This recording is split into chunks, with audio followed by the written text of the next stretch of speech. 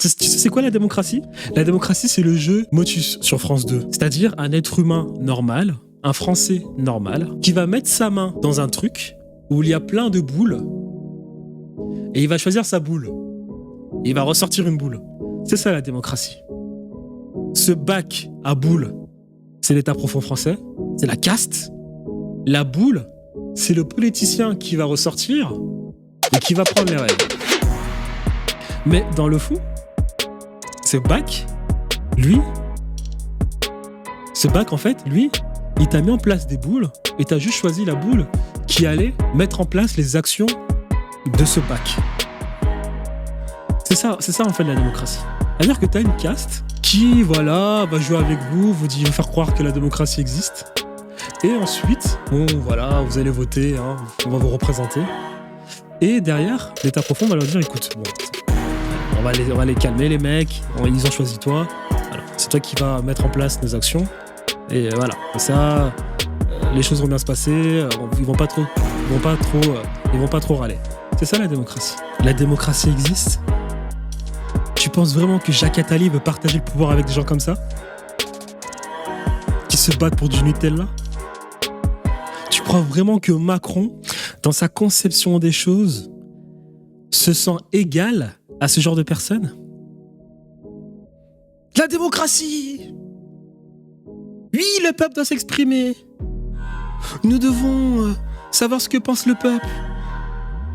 Tu penses que lorsqu'ils rentrent chez eux, et quand ils vous regardent vous battre pour du Nutella, ils pensent que vous en valez la peine? Faisons un petit saut dans le temps en 2018. Le syndrome du Nutella. Vous vous en souvenez? Pourtant, on vous assure, c'est plutôt simple. Prenez un produit de grande consommation, faites-en une promotion marketing à la limite du réaliste et laissez les portes de votre supermarché s'ouvrir à 8h30 du matin. Il existe bien sûr des pâtes à tartiner beaucoup moins chères que le Nutella, qui est une marque assez prestigieuse.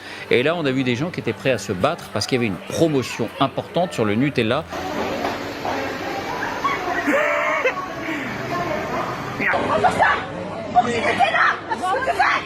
Comment tu veux sauver ça? Alors regardez,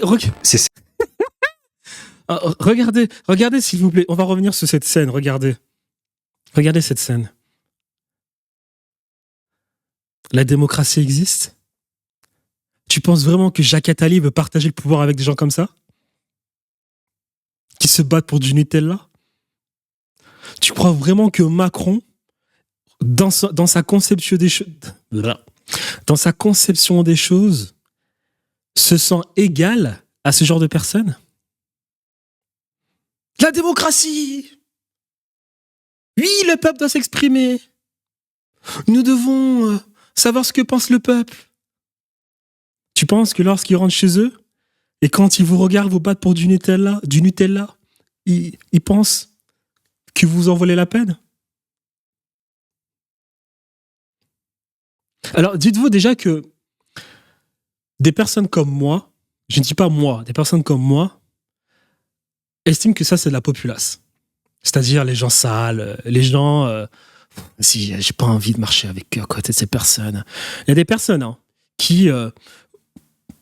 beaucoup de personnes même. Il y a des personnes qui, lorsqu'elles sortent de chez elles, elles vont faire leurs courses, se disent, je vais essayer d'aller faire mes courses à des heures où il n'y a personne. Parce que je n'ai pas envie de rencontrer la populace.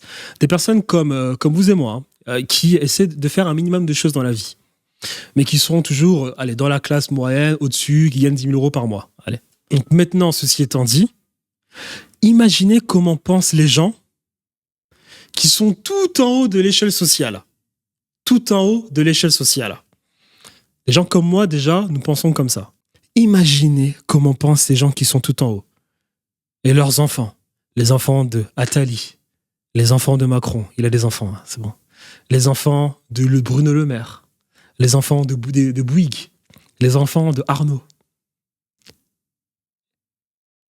Imaginez les gens qui sont tout en échelle, comment ils pensent. Et vous pensez sincèrement qu'ils y croient, vos narratifs de la démocratie? Vous pensez sincèrement qu'ils veulent partager des biens avec vous? Sincèrement? Je ne sais pas si vous comprenez. L'être humain est arrogant. Donc, même si demain, vous avez un contrat, parce que le seul moyen pour qu'un État avance, un pays avance, c'est l'État qui décide de faire un contrat moral avec le peuple et que l'État soit de bonne foi. Le problème qu'on a avec ce genre de truc, c'est que l'être humain est ingrat. Charles de Gaulle a fait du bien, le gaullisme, il a compris la géopolitique mieux que 99% de la population, il a compris la douille anglo-saxonne, il a compris la douille sioniste, il a compris la douille qui était le pétrole, il a compris la douille qui était la dette, il a rendu la France indépendante, il a fait tout bien. Il y a eu une petite instabilité en 68, et c'est bon, les Français se plaignent. Donc, comprenez ceci. Même si demain, quelqu'un vient et sauve l'État français, cela ne va pas durer longtemps. Parce que le cerveau ne comprend pas la négativité. Donc, tu peux faire du bien à des gens sur un mois, 29 jours. Le 30e jour, tu fais quelque chose de mal, on oublie tout. On va échanger. Et après, qu'est-ce qu'on fait? On évince le mec qui a voulu bien faire les choses. Et après, derrière, il y a la place qui est vacante et il y a un connard qui revient. Vous savez, dans cette phrase, les temps durs font des gens bien, les temps durs font des hommes forts, les hommes forts font des temps faciles, les temps faciles font des hommes faibles, et les hommes faibles font des temps durs. Parce que le cerveau ne comprend pas la négativité, parce que la religion, c'est bon, le bien, le mal, le Dieu, Jésus-Christ, toutes ces conneries-là. Parce que le cerveau ne comprend pas la négativité, et parce que l'enfer est sur Terre, les temps durs durent, du coup les temps durs durent bien plus que les temps faciles. Ouais, sur la vie d'une personne, ou bien sur, on va dire, sur une sorte de temporalité d'une société, tu as peut-être 30% de temps bien, 70% de temps difficile. Donc même si demain, il y a quelqu'un qui vient pour changer les choses, eh ben, dis-toi que ça va pas durer longtemps. Ensuite, dis-toi aussi derrière, pour ce qui est de la France, si on reste dans la France, c'est pas la Russie, hein. La France, c'est pas la Chine. La France a perdu son identité depuis la mort du roi. Ou bien depuis Napoléon. Ce qui veut dire que la France est 15 fois plus susceptible 15 fois plus susceptible, on va dire, d'être victime d'ingérence.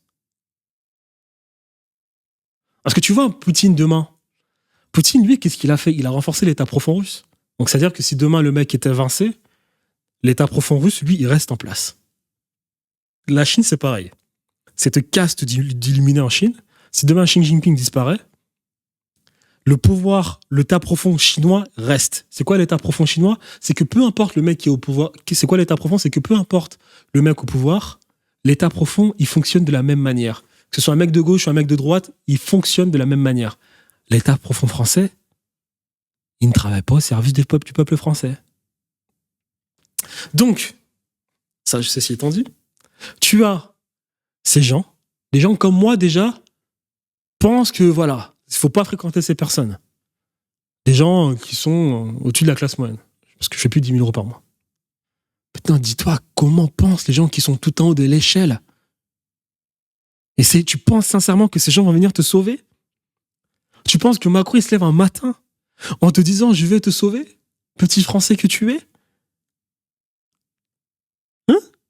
Et même si demain, Charles de Gaulle revient, tu penses que ça va durer longtemps, vu que l'être humain est ingrat? Ah, putain.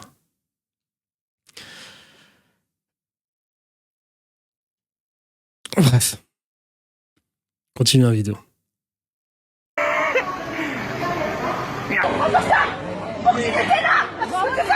Ces scènes, qui ont suscité des moqueries à travers le monde, reflètent en réalité un phénomène bien plus grave. Le pouvoir d'achat français est en chute libre depuis 30 ans, et les Français s'endettent de plus en plus, alors que dans le même temps, la société pousse la consommation à son paroxysme. Et c'est peut-être pour ça que très peu de temps après, et face à l'augmentation du prix du carburant et de la vie en général, que certains ont tenté à leur manière de se faire entendre sur les ronds-points de notre pays, à tort ou à raison.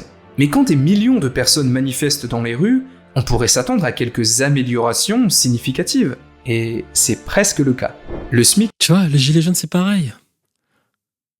Tu vas sortir dans la rue. Les gilets jaunes. C'est exactement ce que je dis. La classe moyenne, c'est des gens qui ne savent pas voir plus loin que plus loin que le bout de leur nez. Je vais sortir dans la rue, oui, tac, tac, tac, ok, je verrai, j'en ai marre de Macron. Ok, Macron, hop, il est évincé. Un deuxième président arrive, qui? Édouard Philippe? Bon, allez, Édouard Philippe, il a l'air bien, ok, hop. Tiens, c'est bizarre, Édouard Philippe, il fait comme Macron. Je ressors dans la rue. Ah, Édouard Philippe, hop, Édouard Philippe évincé. Ensuite, qui en 2032? Alors, 27, 32, ouais. Jean-Bernard Bardella? Ah, tiens, c'est bizarre, Jean-Bernard Bardella, il fait comme Macron, il fait comme Édouard Philippe. Mais qu'est-ce que c'est que cette douille? Ils vont de la mettre à l'envers encore durant combien de temps? C'est exactement ce qui va se passer. Parce que t'as pas compris les choses.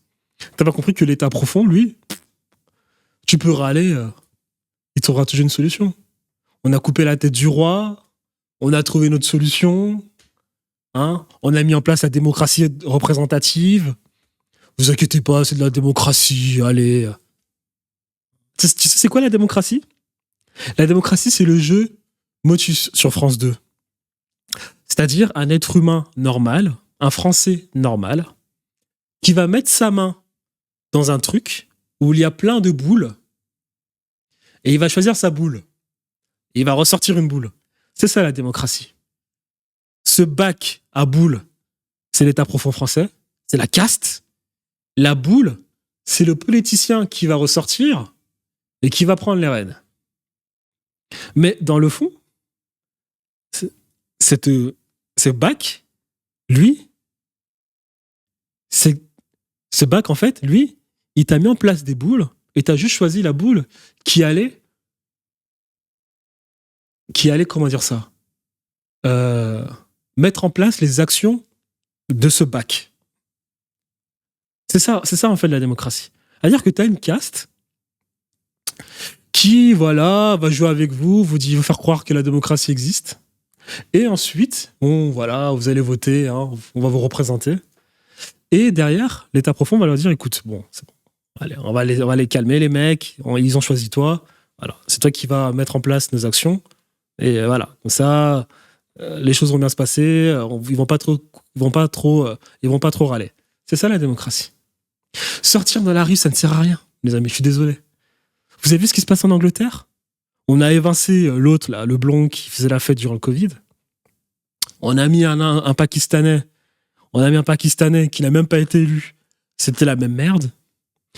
Qui n'était pas là pour protéger les intérêts des Anglais. Il a perdu les élections.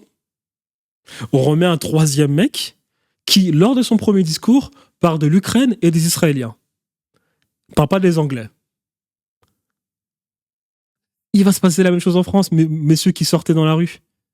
Autant de présidents que vous, peu importe le nombre de fois que vous sortez dans la rue, peu importe le nombre de fois que vous changez les présidents ou les mecs à la tête du pouvoir, ils ne travailleront jamais pour vous. Et c'est exactement ce que j'expliquais avec la classe moyenne. C'est des gens qui ne veulent pas regarder plus loin que le bout de leur nez. Alors que sur Internet, il existe. Sur Internet de nos jours, on vit dans une ère où tu as l'information en accès libre. Et je l'ai dit en début de vidéo. Tu as l'information en accès libre, mais tu vas rentrer chez toi, fermer les yeux, mettre des œillères et te dire que tout va bien se passer. Je vais sortir dans la rue, après, voilà, j'ai fait mon petit cinéma, je repars travailler, je suis pas content, je ressors dans la rue. Pendant ce temps, ils vous regardent comme ça. C'est qui ces gens?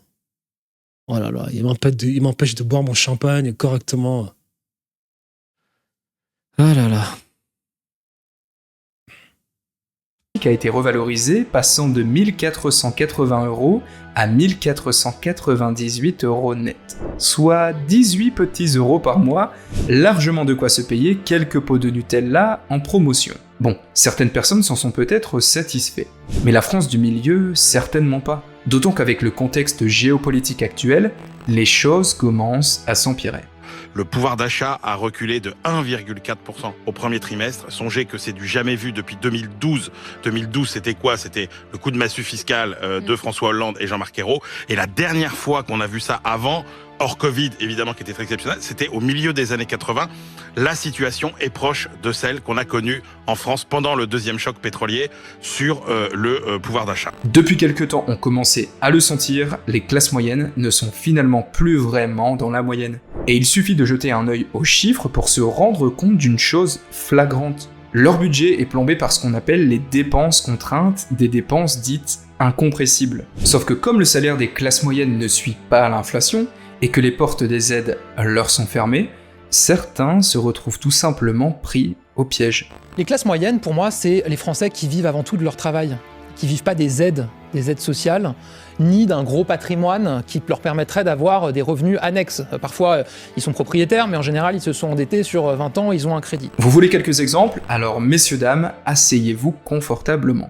1. Le logement. Devenir propriétaire, pourquoi pas. Mais ce graphique fourni par l'INSEE représente l'évolution des prix de l'immobilier en France depuis 20 ans, avec une augmentation soudaine de 28% depuis 2015. Tout ça sans parler des banques qui prêtent de moins en moins et un taux de crédit qui remonte en flèche. Alors, on va parler de l'immobilier. Et c'est exactement ce que je viens de dire. Excusez-moi, je coupe, je fais ce que je veux. C'est exactement ce que je viens de dire avec les classes moyennes. C'est des gens qui vivent dans le déni. C'est des gens qui ne veulent pas avancer. Si tu es dans la classe moyenne et que tu galères, c'est de ta faute. Je ne me répète pas, je vais y aller. Il vient de dire les classes moyennes, c'est les gens, je sais pas quoi. Voilà la personne de classe moyenne. Elle a ses parents qui vont lui dire, écoute, là, ce que tu gagnes de l'argent, empresse-toi d'avoir un livret A et d'acheter ton bien immobilier, de faire un prêt à la consommation. Voilà les classes moyennes. Alors que si tu étais justement quelqu'un qui n'était pas de classe moyenne, quelqu'un qui avait un minimum d'esprit critique, voilà les questions que tu allais te poser. Déjà de 1, c'est exactement ce que je dis. On vit dans une époque où l'information est un accès libre. À l'époque, j'aurais pu comprendre que la classe moyenne, c'est un peu plus difficile. Ok. De nos jours, tu vis dans une époque où les riches, maintenant, peuvent s'exprimer sur Internet et t'expliquer comment on fait de l'argent. C'est-à-dire qu'avant Internet, le riche, lui, il vivait sa vie. Tu savais pas comment il vivait, tu savais pas comment il faisait son argent. Le riche, lui, qui est drivé par l'argent, il découvre qu'il y a Internet et qu'il peut gagner plus d'argent. Il comprend parfaitement que pour gagner plein d'argent, il faut que je délivre correctement mon service. Donc il va te montrer comment être riche. Il va te montrer comment faire les choses. L'immobilier est un marché où les croyances fondamentales sont tellement ancrées dans les gens. Donc tu as un riche qui va venir te montrer comment bien faire de l'immobilier. Derrière, lui, il s'en met plein les poches. Et toi, tu apprends comment faire l'immobilier. Mais vu que là, ton petit cercle de déni est un peu déstabilisé, tu te dis non, c'est un arnaqueur. Il veut mon argent. Il veut mon argent. Donc je ne vais pas écouter. Donc, cette vidéo, c'est bizarre. Cette vidéo fait 1 million de vues. Elle fait 1 million de vues. Il va te dire que les choses vont pas bien. Et tu vas rentrer chez toi, tu vas continuer de faire les choses. Exactement comme le riche qui va te dire exactement ce que je vais te dire. Le riche va te dire, ce n'est plus comme ça qu'on fait l'immobilier. Tu vas pas écouter, tu vas faire ton prêt à la consommation et après tu vas dire que les temps sont durs. Donc on vit dans une époque où... Alors toi, le mec de la classe moyenne, tu vas te dire, papa, maman m'ont dit de faire un crédit à l'immobilier, de garder 30 ans et ça va faire x2. Si t'es quelqu'un d'intelligent, l'esprit critique, tu t'aurais dit, bon écoutez, papa, maman m'ont dit cette chose. J'ai regardé une vidéo de cette personne qui me dit que les choses vont mal. Il y a un riche sur Internet qui m'a dit qu'on ne fait pas de l'argent de cette manière. Tu as l'information en accès libre. Tu comprends parfaitement qu'est-ce que le taux d'intérêt. Tu comprends parfaitement qu'est-ce que les banques. Tu comprends parfaitement que le livret est une arnaque. Tu comprends tout ça. Tu comprends parfaitement que la situation en France est compliquée. Que actuellement l'État veut mettre en place des lois pour détruire la propriété privée. Je ne sais pas s'il a déjà mis en place cette loi ou bien s'il compte la mettre, comme quoi maintenant le sol français allait appartenir à l'État. Tu as des gens sur Internet qui vont te dire que l'immobilier, tu ne le fais pas en faisant un crédit personnel, mais plutôt en jouant sur le taux d'intérêt. Si tu étais un minimum malin et que tu faisais tes propres recherches, tu allais comprendre que l'immobilier a été mis en place pour que les banques s'en mettent plein les poches.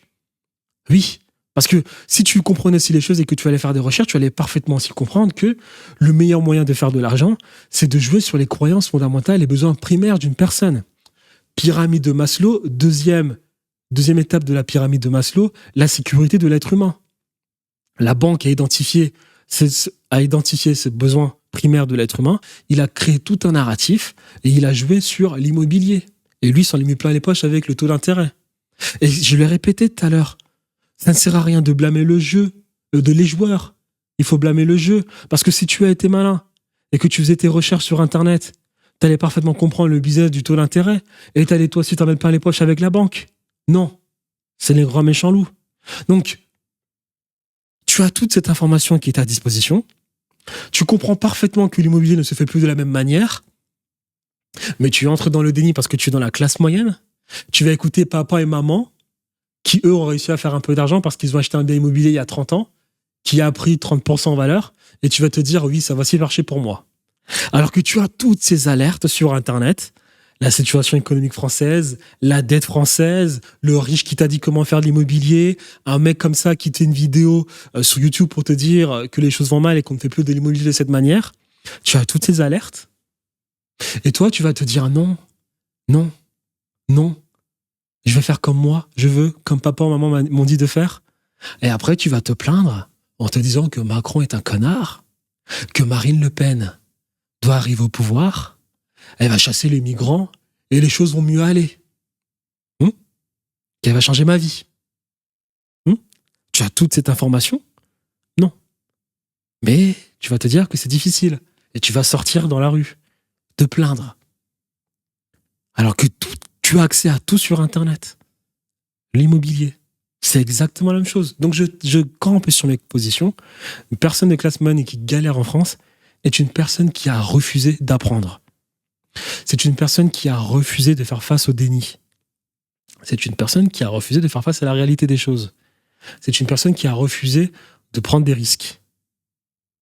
En pensant que Charles de Gaulle, ou bien que Poutine, un Poutine français, va surgir de nulle part et venir changer les choses. Tu sais, parmi les gens qui font de l'argent, il y a 99% des gens qui comprennent les règles du jeu et qui n'ont pas forcément envie de changer ces règles.